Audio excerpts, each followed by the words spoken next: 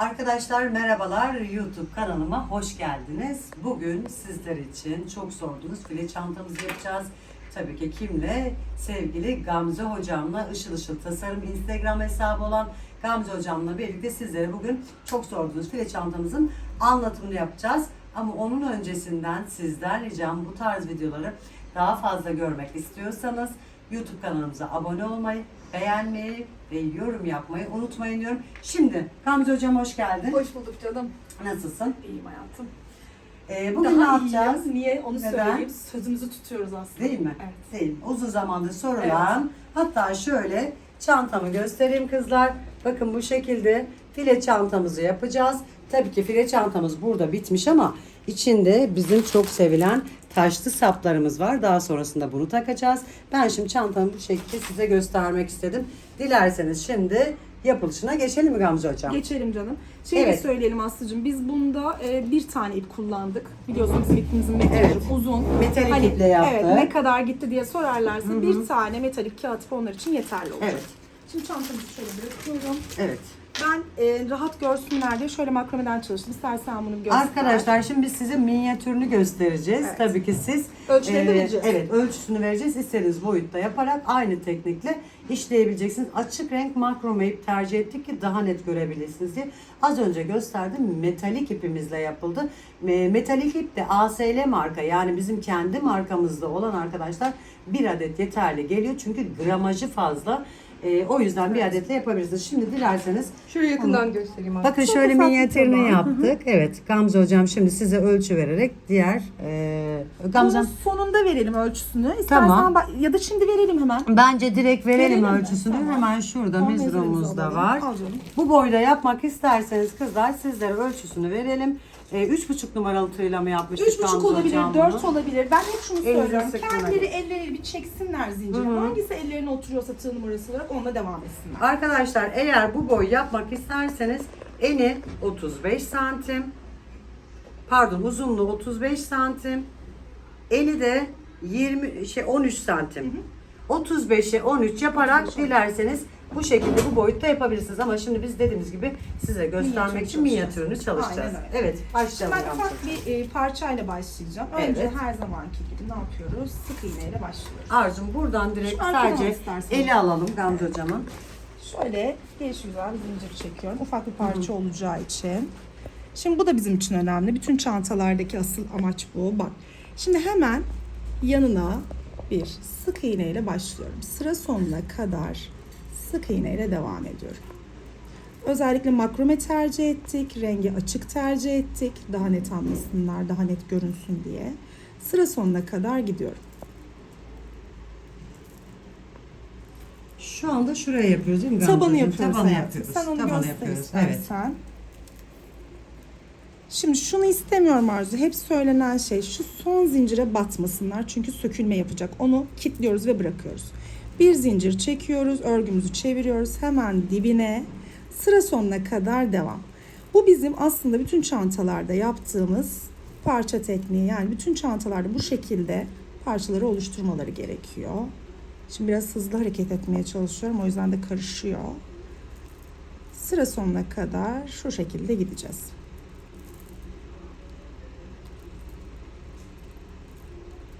Ben 4 numara tığ kullandım. Hani biraz daha diş diş olsun Şu anda diye. işlediğimiz Gamze hocam 4 milimlik makrome ip ve 4 numara tığla Evet. işliyoruz. Şimdi sona geldiğimde bir zincir çekiyorum ben. Örgümü çeviriyorum. Hemen kendi dibine batıyorum. Bu şekilde tabanımızı oluşturacağız.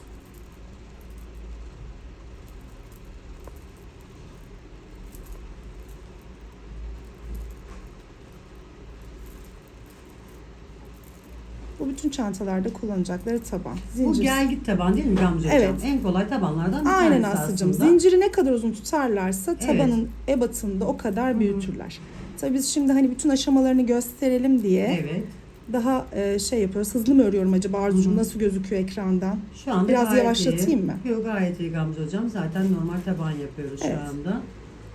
Çünkü dönüşünü göstereceğiz. Ve havuz kısmı. Onun ölçülerini verelim. Gene sona geldim. Bir zincir. Örgümü çeviriyorum. Kendi dibine batırıyorum. Bir sıra daha yaptıktan sonra dönebiliriz diye düşünüyorum.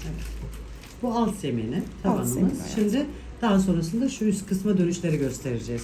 Aslıcığım onu da niye yaptığımızı soruyorlar mesela. Sen anlat istersen. Neden Tabii. havuz koyuyoruz?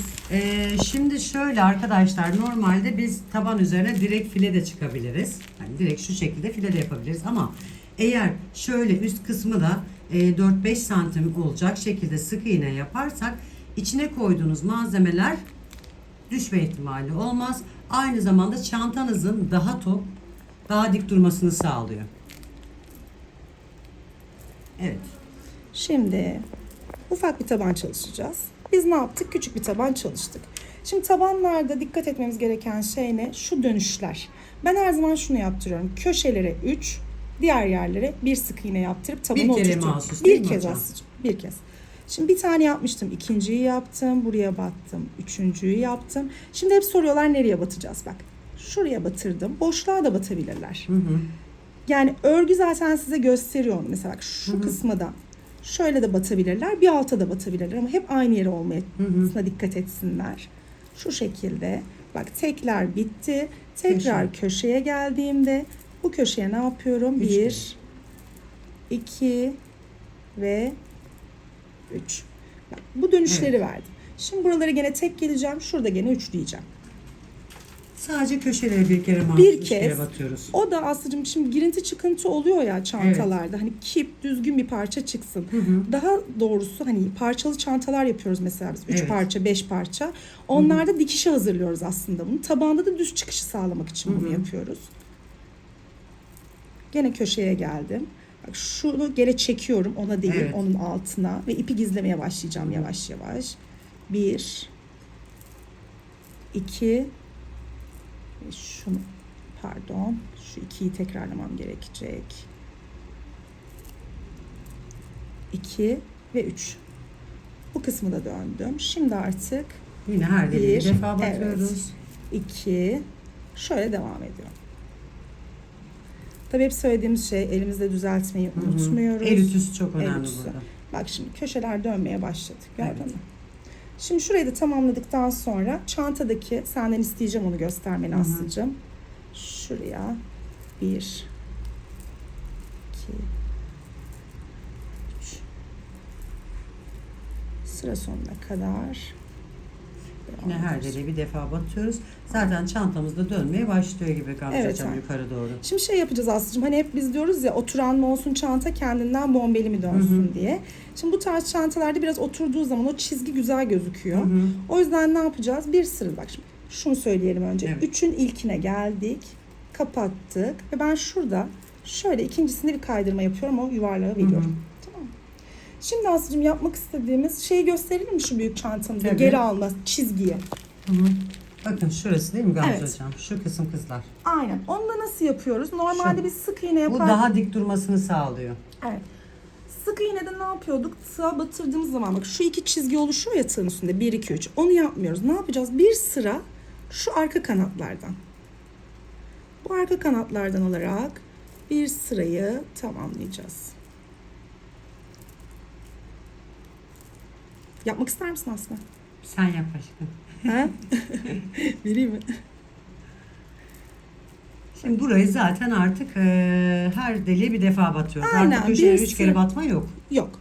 Onu bir seferlik yapıyoruz. Evet. Ama şu var Aslı'cığım. Eğer yukarı doğru çıkacaklar ve çantayı genişletmek istiyorlarsa o zaman o uçların ortasında 3 bata bata çantanın tabanından yukarıya doğru genişleme de verebilirler. Bunu da bir püf nokta olarak verelim. Evet.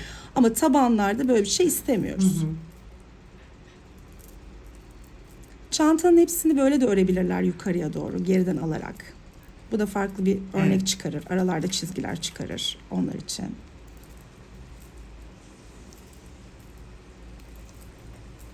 Küçük parça dedik ama o bile oyalıyor Evet, Aslı'cığım. evet aynen. Şimdi bitecek. El işi ne oluyor Gamze hocam? El emeği göz nuru Kesinlikle. gerçekten. Hani tabii ki bir makine gibi kesip biçip dikimi olmadığı için kolay değil. Aynen öyle. İğneyle kuyu kazıyoruz Tabii aslında tek şu tek anda. emek şu anda. Evet. Ama tabii ki yapıp bitirdikten sonra ipe hayat veriyorsunuz ve bunu ben yaptım diyorsunuz. Bu da inanılmaz derecede güzel bir mutluluk. Şimdi buraya geldi. Bak bunu da kaydırdım. Bir sıra bitti gördün. Şimdi aslında biz şu havuzu oluşturmaya başladık. Şu şekilde gösterelim. Şimdi ne yapacağız? Hiçbir artırma, hiçbir şey yapmadan şu yüksekliği verelim mi Aslı'cığım? Evet. Şöyle biz Ölçümü. ne kadar yapmışız? Net Evet. ölçü söyleyelim kızlar size. Gamze hocam dediğim gibi tam 5 santim. 5 santim, 6 santim, 10 santim, O size onlara bağlı. kalmış. İsterseniz yarıya kadar da sık iğne yapıp üzerine file yapabilirsiniz. Aynen. O tamamen size bağlı. Şimdi hiçbir artırma yapmadan normal sık iğnelerimle devam ediyorum. Ben şimdi burada bir sıra sık iğne yapacağım Aslı'cığım. Evet Fileyi ama kendi kuracağım. yapan arkadaşlar 5 santim 6 santim ne kadar isterlerse o Aynen şekilde öyle. Onlara yapabilirler. bırakıyoruz onu.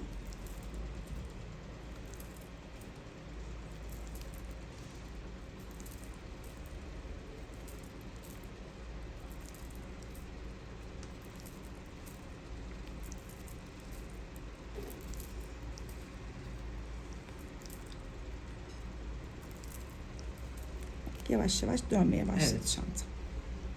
Küçük bir havuzumuz oluşuyor. Evet. Çantanın içinden kaçakları almasın diye.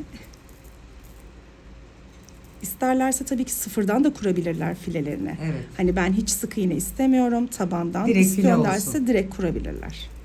Dediğim gibi bence yani şu şekilde biraz yüksek tabanlı yani Onu- havuz olması bence daha güzel gösteriyor. Yıllar önce sen söylemiştin Evet. bana. Bir şeyler takılır, çantayı Tabii. sökebilir. Hı hı. Hani daha iyi diye. Çantanın duruşu da bıraktığınız zaman çok hoş duruyor. Şimdi biz havuzu tamamen oluşturduk. Yani şu kısım oluştu. Şimdi şurada kurulmanın bir püf noktası var. Onu göstereceğim. O zaman ne diyoruz Gamze hocam? Diyelim ki tabanımızı yaptık. Üst kısmı 5 santim üstelik ya da kaç santim istiyorsanız. Bakın şurayı yaptık gibi düşünün. Şimdi filemizi kurmaya geldi sıra. Aynen. Şimdi filemiz nasıl kuruluyor onu gösterelim. Şimdi Aslı'cığım ben burada bir yükseklik olmasın diye artık şey yapıyorum. Şurada bir kaydırma yapıyorum. Hizayı düzlüyorum. 1, 2, 3 zincir çekiyorum. Evet. Üstüne alıyorum. Bir boşluk bırakıyorum. Yandakine geliyorum. İkili trabzan yapıyorum. Burada oluştu. Bir zincir çekiyorum. Bir boşluk bırakıyorum. Üstüne alıyorum. İkinciye ikili trabzan yapıyorum. Bu şekilde devam ediyorum. Ama burada istediğim şey, ben hep öğrencilerime de onu söylüyorum. Elimizi olabildiğince rahat bırakmak. Evet. Fileler kasmasın diye. Üstüne aldım. Bir boşluk. Yandakine geldim. İkili trabzan. Böyle sıra sonuna kadar geleceğim. Orada gene bir püf noktasını göstereceğim. Üstüne alıyorum. Şunu da söylemek Ben istiyorum. yapabilir miyim Gamze? Evet yaparsın. Demin de söyledim. Hadi yap. Şimdi ne kadar zincir çekiyorlarsa arada altta da o Evet. kadar boşluk bırakmaları gerekiyor. Şimdi bir aslında. zincir mi çekiyorum Gamze hocam? Evet Kaç canım, bir zincir. Bir zincir Üstüne çekiyorum. Üzerine alıyorum. Bir boşluk bırakıyorsun. Bir boşluk bırakıp Yandakine yanına batıp ikili ikili trabzanla yapacağım. Şu şekilde. Harikasın. Devam. Bir zincir üzerine alıyorum. Bir boşluk bırakıp yanındakine geliyorum. Ve ikili trabzanımı Evet. yapıyorum. Hadi sıra sonuna kadar devam. Hadi ben yapayım kızlar. Hadi yap. Fırsat bu fırsat. El işi yapmayı gerçekten çok seviyorum. Vakit bulamadığım için çok yapamıyorum ama bu şekilde devam ediyorum. Bak Aslı'cığım şeyi de söyleyelim. Bu da çok iyi oldu. Bak benim daha sıkı oluyor. Senin daha Daha rahat. Evet, İşte evet. ayarlamayı ona göre Hı hı. yapmaları gerekiyor. Kare boşluklarını falan. O zaman şöyle tekrar edeceğim. Şimdi bir zincir çekiyorum. Evet. Üzerine alıyorum. Bir boşluk bırakıp yanındakine batıyorum. Ve ikili şekilde 2 kere de çekiyorum. Sıra sonuna kadar bu şekilde devam Evet. edeceğiz.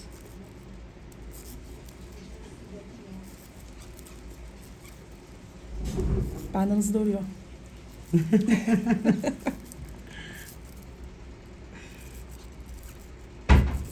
Harikasın. Çok rahat örüyorsun. ya. Zamanında o kadar çok Gamze hocam dantel yaptım ki bütün çeyizimi kendim işlemiştim. Şimdi birazdan Gamze hocama veriyorum. Şimdi bakın şöyle geldik Bak şimdi şimdi. Gamze hocam başına kadar. Şimdi burada istediğim ne? Bak bir tane boşluk şu var. Üst bir zincir çekiyorum. Evet. Üstüne alıyorum. Şunun tepesine, yani şu arada bir tane bırakıyorum. Pardon karıştırdım. Hiç üstüne almıyorum. Bir zincir çekip şöyle yapıp kaydırıyorum. Birleştirdik. Gördün mü Aslı'cığım? Evet. Hemen buradan 1, 2, 3 zincir çekiyorum, alıyorum. Şimdi bak şuna batmıyorum. Şunu istemiyorum. Çünkü Evet. bunu yaparsak kaymalar oluyor.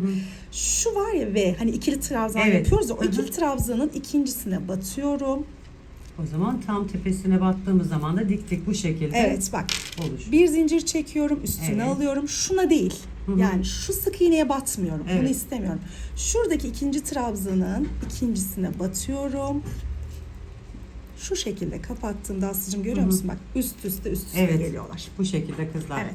File yamulmuyor, Dik yana dik kaymıyor, duruyor. Evet. sağa sola yamulmuyor. Ve bu birleştirmeler de bak şurada gösterelim. Bu birleştirmeyi de bu şekilde yaptığımızda bak hiçbir kayma yok. Görüyor Evet. musun? Birleştirmeyi bulamıyorsun. Çok harika, çok güzel. Çünkü Örgüde bir de, hiçbir kayma. Yani bir çantalarda çizgi kaymayı oluşmuyor. sevmiyorum Gamze Hocam. Evet. Dediğin gibi bu şekilde olursa çok daha güzel duruyor. Bir zincir çekiyorum, üstüne alıyorum. Bak şu sık iğne değil. Evet. Şuradaki, şu sık iğnenin altındakine batıyorum, Direklerimizi çıkarıyorum. oluşturuyoruz. Evet, direklerimi oluşturuyorum. Yapmak ister misin? Şimdi. Olabilir. Bir de bunu deneyeyim Gamze Hadi Hocam. bunu da dene. Evet. Şöyle devam et. Şimdi Tekrar yine birleştiriyoruz. aynı şekilde birleştirmeye gelince vereceğim Gamze Hocam. Bir zincirimi çektim, üzerini aldım. Tam şuraya değil, şuraya batıyorum Evet, değil içine. mi Gamze Hocam? Böyle bu şekilde Evet. yine Evet. ikili trabzanımı yaptım. Tekrar bir zincirimi çektim. Şuraya Evet. bu şekilde batıyorum. Bir zincirimi çektim. Kızlar bakın buraya değil, Gamze Hocam'ın dediği gibi buraya değil, tam şuraya batıyoruz ki direklerimiz düzgün çıksın diye. Üst Ya- üste olması için. Peki Gamze Hocam, mesela bazıları da fileyi farklı yapıyor. O zaman da şuralara bata bata gidiyoruz değil mi? O da Direklerin böyle üstüne değil de- yelpaze şeklinde. O Evet. zaman ne yapıyoruz? Boşluklara batıyoruz. O da diğer bir örneğimiz. Evet. O file oluyor. Aslında bu kafes kafes. Evet. O file çantaya dönüştürüyor. Onu da çekeriz bir ara. Bu şekilde bir zincir çekiyorum. Bakın mesela sağdakine değil kızlar. Sola yakın tam şurada. Örgünün içine giriyorsun Örgünün aslında. içine giriyoruz. Böyle bakın tam tepesine batmış gibi oluyorum. Ve ben fileler daha sağlam oluyor gibi geliyor Aslı bana. Evet. Daha bütünlük sağlıyor. Ve çok güzel duruyor. Tekrar bir zincirimi çektim. Hemen şuraya batıyorum. Gamze Hocam oluyor mu? Oluyor harika. Sen biliyorsun bu işi. Gamze Hocam bir de Ümraniye'deki mağazamızda ASL olarak Google'da zaten ASL diye baktıklarında bulur. Instagram sayfamız var. Canta aksesuarları arkadaşlar. Oralardan bize ulaşabilirsiniz ya da yorumun altına yazarsanız yine bize ulaşabilirsiniz. Gamze Hocam Ümraniye'deki mağazamızda aynı zamanda kurslarımız var. Online workshoplarımız var. Bilginiz olsun. Bu şekilde. Geldin mi Gamze Hocam? Bak bakalım hayatım. Neredeyiz? Evet. Bir tane daha. Bir tane daha, İki tane iki tane daha kalmış var Gamze hayatım. Hocam. Buraya geliyorum. 2 kere de çekiyorum. Bir zincir çekiyorum. Direğimin üzerine batıyorum. İkili trabzanla bitirip şimdi birleştirme Hadi Gamze birleştirmeyi Hocam'a. de yap. Sen yap. Yapayım mı? Bir zincir çektim. Evet. Hemen bak bir değil ikinciye battım. Aldım. Kaydırdım. 1, 2, 3 çektim. Üstüne aldım. Gene bunun tepesine girdim. Bir zincir çektim. Üstüne aldım bunun tepesine. Aynı şekilde arkadaşlar aynı şekilde devam ediyoruz. Bakın az önce bir önceki yaptığımız sıradaki gibi yine bu şekilde devam ediyoruz. Gamze Hocam bu şekilde istedikleri ölçüye gelene kadar devam Evet. ediyorlar değil mi? Bizimki mesela ne kadarmış Gamze Hocam? Bizim şöyle. Gördün mü Arzucuğum? Hiçbir birleştirme izi yok. Yok, Bak. muhteşem Evet. duruyor. Hiçbir iz yok. Muhteşem. Direkt. Arkadaşlar bizimki tabandan sonra yani sık iğneden sonra bakın 5 santimlik sık iğneden sonra yaklaşık 27 santim ama 25 santimde bence çok güzel olur.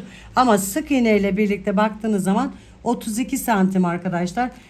Bence bu mesela biraz yüksek. Dilerlerse 30 santimde bence çok güzel olur. Bitmiş hali. Bakın arkadaşlar bitmiş hali. Sonra kenarlarını bu şekilde eğer oyukluk yapacaksanız da değil mi Gamze Hocam? Evet. Onun da 10 santim. Onu da anlatalım mı Aslı'cığım? Şurada Anlatalım. hemen çantanın üstünde. Şimdi bunu yaptığımız zaman İstediğiniz boya diyelim ki fileyi yaptınız Evet, arkadaşlar. isterlerse şu şekilde, şöyle tut Aslı'cığım Ki sen. bence bu da çok hoş duruyor. Dümdüz Gamze yapıp hocam. Bakın, böyle mutlaka kızlar. ağız kısmına 1-2 sıra sık iğne geçmelerini istiyoruz. Hı hı. Çünkü sap montajında da Tabii, sağlamlık açısından evet, ve çanta evet. deforme olmasın diye. Ama derlerse ki hayır biz böyle bir oyuk istiyoruz. Evet. O zaman ne yapıyoruz? Çantamızı şöyle katlıyoruz. Ortayı buluyoruz. Ortayı bulduktan sonra şuradaki ortayı da hesaplıyoruz. Evet. Burayı bulduk. Mesela ben öğrencilerime diyorum ki ne kadar istiyorsun bu Evet. açıklığı? Kimisi diyor ki dar olsun, kimi geniş olsun. Evet. Burada 1, 2, 3, 4, 5 kare. Burayı Evet. tekrar 5 kare olarak hesaplıyoruz ve şuralara iğneler takıyoruz. Evet. Hemen karşı kısmına da iğneleri takıyoruz. Bu sefer ne yapıyoruz? Bu tarafa aynı mantıkla git gel Gel şeklinde git örüyoruz. gel git yapıyoruz. Burayı gel git yapıyoruz. Bitti diyelim. Evet. Bir turda bütün çantanın Komple her çevresini. tarafını sık iğne yapıyoruz ve çantamız hazır. Harika. Süper Gamze hocam. Yani iki şekilde kullanabilirler. Harikasın, harikasın Gamze hocam. Emeğine sağlık. Gerçekten çok, Çok güzel kolay, oldu. çok keyifli. Bunu makromeden de yapabilirler Aslı'cığım. Rafyadan da yapabilirler. Evet.